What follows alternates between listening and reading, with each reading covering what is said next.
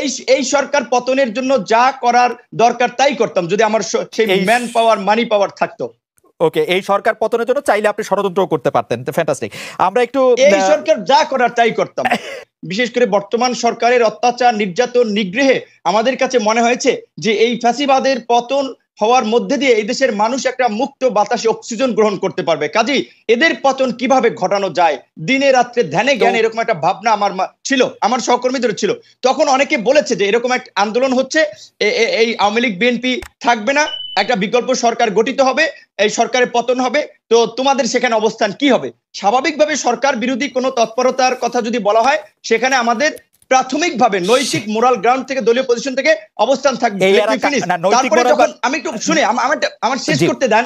আমি যখন বলেছি, যখন বলেছে তখন আমি বলেছি না আপনারা যেটা বলতেছেন এইটা তো মনে হচ্ছে গোয়েন্দা সংস্থার ফাঁদ, সরি এই ধরনের কোন আত্মঘাতী হঠকারী কাজে আমরা থাকবো না। জাস্ট এই পর্যন্ত যারা আমার সাথে এটা শেয়ার করেছিল আমাদের এই পর্যন্ত, যে কারণে আমাকে কোনো প্রোগ্রামে তাদের কোনো প্রোগ্রামে একটা ছবি ভিডিও ফুটেজ দেখাতে পারবে না। ইনসাফ কিংবা তার আগের প্রোগ্রাম কিংবা কোনো প্রোগ্রামে আমাকে একটাও দেখাতে পারবে না। আমি উপস্থিত ছিলাম। নূর, আমি একটু সাদ্দামের কাছে যাবো। আমি একটু চট করে দুটো জিনিস যদি আপনি একটু কাইন্ডলি বলেন। আপনি বলেছেন যে অনেকেই বলেছেন এখানে বিএনপি আওয়ামী লীগ থাকবে না, আপনাদের অবস্থান কি হবে? সেই অনেকেইরা কারা এবং তারা মানে কি প্রকাশ্য মানে আপনি মানে আমরা তো খুবই মানে এটি আসলে জনাব রেজা কিবরিয়ার কথাও আসছে, আপনার কথাও রেজা কিবরিয়ার প্রসঙ্গ আসছে, যে অভিযোগটি আসলে আওয়ামী লীগের পক্ষ থেকে এতদিন তোলা হচ্ছিল যে কোনো না কোনো একটা ষড়যন্ত্র হচ্ছে।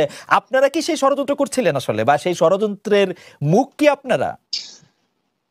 খালেদ ভাই, ষড়যন্ত্র করার মতো অবস্থানে আসলে প্রকৃত অর্থে আমি এবং আমার সহকর্মীরা নেই, কারণ সবেমাত্র ছাত্র রাজনীতি শেষ করে জাস্ট জাতীয় রাজনীতিতে পা রেখেছি, উদীয়মান একটা সংগঠন তৈরি হচ্ছে। কাজী আমরা সরকারি দলও না, প্রধান বিরোধী দলও না, কাজী সেই ধরনের ষড়যন্ত্র করার মতো অবস্থায় কিংবা আসলে সক্ষমতা আমাদের নেই।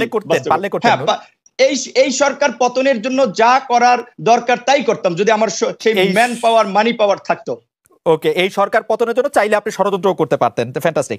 আমরা একটু এই সরকার যা করার তাই করতাম। জনাব সাদ্দাম হোসেনের কাছে আমি একটু যাই। জনাব সাদ্দাম হোসেন, আমি আবারও এবার একটু ছাত্রলীগের প্রসঙ্গে আসি যে জনাব সাদ্দাম, ছাত্রলীগ এবছর বা আপনারা কিভাবে মানে ফিনান্সিয়ালি একটা ভাগ করেন, এবছর কত টাকা চাঁদা হিসাবে পেয়েছে? এইটার কি কোনো হিসাব আছে আপনার কাছে? এটা রায়ের উৎস কি সেটা সম্পর্কে আমার আসলে জানা নেই। আরেকটি বিষয় আমি বলতে চাই, সেটা হচ্ছে যে আজকে ডয়েচে ভেলে কিংবা একজন উপস্থাপক এটি কিন্তু আমাদের নির্ধারণ করার সুযোগ নাই যে আসলে এই মুহূর্তে গণ অধিকার পরিষদের সদস্য সচিব কে, এবং আইনগতভাবে কিংবা তাদের যে গঠনতন্ত্র রয়েছে সেটি অনুযায়ী তিনি সদস্য সচিব না বহিষ্কৃত সদস্য সচিব, এই প্রশ্নটি কিন্তু রয়েছে। এটি কিন্তু আমাদের নির্ধারণ করে দেওয়ার কোনো সুযোগ নেই। আমরা তাকে সদস্য সচিব বলতে পারি কিনা? ঠিক আছে, এই প্রশ্নটি ভ্যালিড প্রশ্ন, এই প্রশ্নটি ভ্যালিড প্রশ্ন, অনেকেই এই প্রশ্ন করেছেন, এই প্রশ্নের জবাব নিশ্চয়ই জনাব নূর দিবেন। আমি একটু আপনি যদি অনুমতি দেন জনাব সাদ্দাম, আমি একটু সংযুক্তি বলি। আমি তরুণদের রাজনীতির ক্ষেত্রে যেখানে আতাত আন্দোলনের রাজনীতির জায়গাটা আমি বলতে চাইছিলাম, সেইখানে ক্ষেত্রে আপনারা যেহেতু রাজনীতি এবং বাংলাদেশের ভবিষ্যৎ, আমি আপনাদেরকেও প্রশ্নের মাধ্যমে আপনাদের জায়গাটা থেকে জবাবদিহি করতে চাইছিলাম, বা আপনাদের অনুমতি নিয়ে প্রশ্ন করছিলাম যে এই অর্থের উৎসগুলি আসলে কোথায়? কারণ যে কোনো কিছুর ক্ষেত্রে এই অর্থটা একটা খুব বড় ব্যাপার। আপনি আইনের ছাত্র, আপনি খুব ভালো করে জানেন জনাব সাদ্দাম। হ্যাঁ, অবশ্যই। এবং সে কারণে কিন্তু আজকে যে আর্থিক অসুস্থতার বিষয়গুলো এসেছে এবং মানি পাওয়ারের কথা নুরুল হক নূর বলছিল, 400 কোটি টাকা ডক্টর রেজা কিবরিয়া এই কথাগুলো বলেছে। এবং এই আর্থিক অসুস্থতার বিষয় যদি বলি তাহলে কিন্তু নুরুল হক নূরের বিরুদ্ধে আর্থিক অসুস্থতার অভিযোগের বিষয়টা কিন্তু নতুন নয়, বারবার এই অভিযোগগুলো এসেছে। এবং যখনই আপনারা তুলেছেন সাদ্দাম, না আমরা তুলিনি, আমি বলছি ডক্টর রেজা কিবরিয়া তুলেছে, এবং যুগ্ম আহ্বায়ক যারা রয়েছে তারা এর আগে তার প্রবাসে টাকা বিনিয়োগ করার বিষয় নিয়ে তুলেছে। এর আগে আপনি জানেন যে বর্তমানে যাকে আহ্বায়ক হিসেবে মনোনীত করা হয়েছে রাশেদ খান নুরুল হক নূরের বিরুদ্ধে এর আগে অভিযোগ তুলেছিল, এবং সে সময় পাল্টা বহিষ্কারের ঘটনা ঘটেছিল। সিলেটে বন্যা দুর্গতদের টাকা 30 লাখ টাকা সেটি কোথায় ব্যয় হয়েছে সেটি নিয়ে অনেকগুলো প্রশ্ন ছিল। এবং সদস্য সচিব প্রধান উপদেষ্টা প্রবাসী অধিকার পরিষদ তৈরি করে প্রধান উপদেষ্টার পদ নিয়েছে, এবং তাদের দলীয় অ্যাকাউন্টে কোনো ধরনের টাকা আসতো না, ব্যক্তিগত চ্যানেলে নুরুল হক নূর সেই টাকাগুলো নিত এবং বিভিন্ন কাজে ব্যবহার করতো, এবং বলা হয়ে থাকে সেগুলো নিজের ব্যক্তিগত কাজে, এর সঙ্গে তার রাজনীতির কোনো সম্পর্ক ছিল না।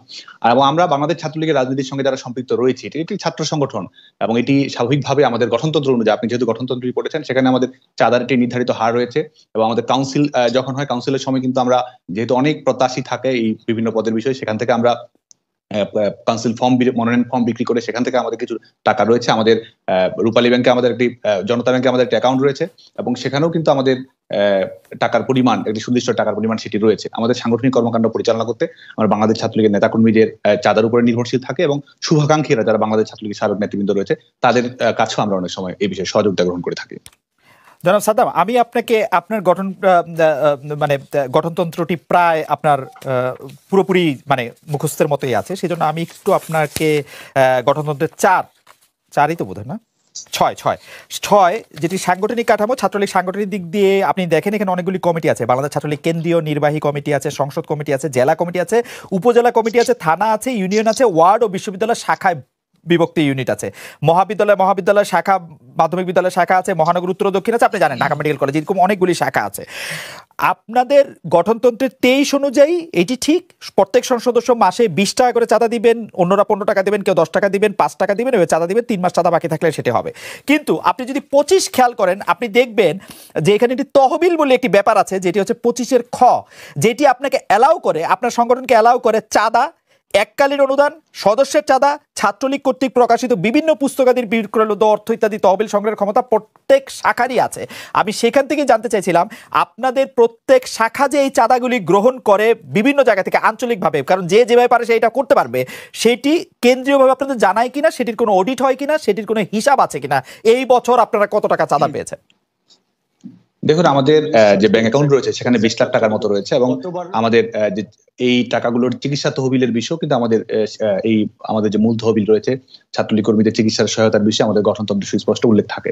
এবং এইগুলো নয়, আমাদের কিন্তু ছাত্রলীগের বিভিন্ন প্রকাশনা থাকে। আমাদের আগস্টে যে প্রকাশনাটি হয় মাতৃভূমি, আমাদের গঠনতন্ত্র, আমাদের ঘোষণাপত্র, এগুলো কিন্তু আমাদের স্টল থেকে বিক্রয় করা হয়। আমাদের যে পার্টি অফিস রয়েছে সেখান থেকে আমাদের দলীয় পুস্তিকাগুলো আমরা প্রকাশ করি। এবং দেখুন, বাংলাদেশ ছাত্রলীগ তো 50 লাখ নেতাকর্মীর সংগঠন এবং একই সঙ্গে কোটি শিক্ষার্থীর সঙ্গে সম্পৃক্ত একটি সংগঠন। সে কারণে আমাদের দলীয় কার্যালয় থেকে আমরা কিন্তু প্রকাশনাগুলো বিক্রয় করে আমরা যথেষ্ট টাকা আয় করি এবং সেটির মাধ্যমে আমাদের দলীয় কর্মকাণ্ড আমরা পরিচালনা করি। আমার কোনো অসুবিধা নাই, সেই যথেষ্ট টাকাটির একটি হিসাব আছে কিনা, একটি ফিগারেটিভ রূপ আছে কিনা? হ্যাঁ, অবশ্যই টাকা, এটি আপনার জানা আছে? প্রত্যেকটির হিসাব রয়েছে। আমাদের নির্বাহী সভা হয় এবং সেখানে আমাদের অর্থ সম্পাদক সহ এবং সংশ্লিষ্ট কমিটি গঠন করে চেয়ারম্যানের মাধ্যমে সে বিষয়গুলো বারবারই কত টাকা ব্যয় হচ্ছে সেগুলো রিসিভ সহ সার্বিক বিষয় আমাদের জবাবদিহিতার আওতায় রয়েছে। এখানে ছাত্রলীগের সভাপতি হিসেবে আমরা কত টাকা ব্যয় করছি, সাংগঠনিক ব্যয় করছি, সেটাও কিন্তু আমাদের কেন্দ্রীয় নির্বাহী সংসদের যে নিয়মিত মাসিক সভা রয়েছে সেটিতে আমাদের উপস্থাপন করতে হয়। কোনো থার্ড পার্টি অডিট হয়? স্বাভাবিকভাবে আমাদের বাৎসরিক ব্যয়ের ক্ষেত্রে আমরা যেটি করার চেষ্টা করি যে একটি নির্দিষ্ট সময় অন্তে, যেহেতু বাংলাদেশ ছাত্রলীগ কেন্দ্রীয় নির্বাহী সংসদের 2 বছরের সময়সীমা, 1 বছর পরে আমরা একটি হিসাব করি এবং সেটি বাংলাদেশ ছাত্রলীগ কেন্দ্রীয় নির্বাহী সংসদের মাধ্যমে গঠিত একটি টিম নিয়ে, এবং যখন কাউন্সিল হয় কাউন্সিলের পূর্বে আমাদের কিন্তু সম্পূর্ণ বাৎসরিক যে ব্যয় রয়েছে, কাউন্সিলের পূর্বে সমস্ত ধরনের বাৎসরিক ব্যয়, সেগুলোর ভাউচার সহ সার্বিক বিষয়গুলো কাউন্সিলরদের কাছে উপস্থাপন করতে হয় এবং কাউন্সিলরদের মতামতের ভিত্তিতে কিন্তু আমাদের ব্যয়টি কাউন্সিল অধিবেশনের সময় চূড়ান্ত করা হয় এবং অনুমোদন পায়। জনাব সাদ্দাম, আপনাকে ধন্যবাদ। আমি এইবার একটু দ্রুত করে জানতে চাইছি জনাব নূর, যে অভিযোগ আসলে জনাব সাদ্দাম হোসেন তুললেন সেই অভিযোগটা কিন্তু অনেকটা এরকম, এবং আমাদের রিসার্চ টিমও কিন্তু এরকম অভিযোগ করছে। দলের আয় ব্যয়ের হিসাব স্বচ্ছতা নিয়ে যারাই কথা বলেছে তারা আপনার বৈরিতার শিকার হয়েছে। এর আগে সর্বসম্মত দায়িত্ব দেওয়া অর্থ সম্পাদককে আপনি সরিয়েছেন, বলা হচ্ছে নিজের অনুগত একজনকে সেই পদে বসিয়েছেন। এত ছোট পরিসরে যেই সংগঠনকে আপনি নিজেই অনেক ছোট বলছিলেন, কর্তৃত্ব সম্পদ নিয়ে এরকম স্বেচ্ছাচারিতা করার পরও সরকারের দুর্নীতি, আয় ব্যয়ের হিসাব নিয়ে প্রশ্ন তোলা বা অস্বচ্ছতা নিয়ে প্রশ্ন তোলা আপনি কতটা যৌক্তিক মনে করেন জনাব নূর?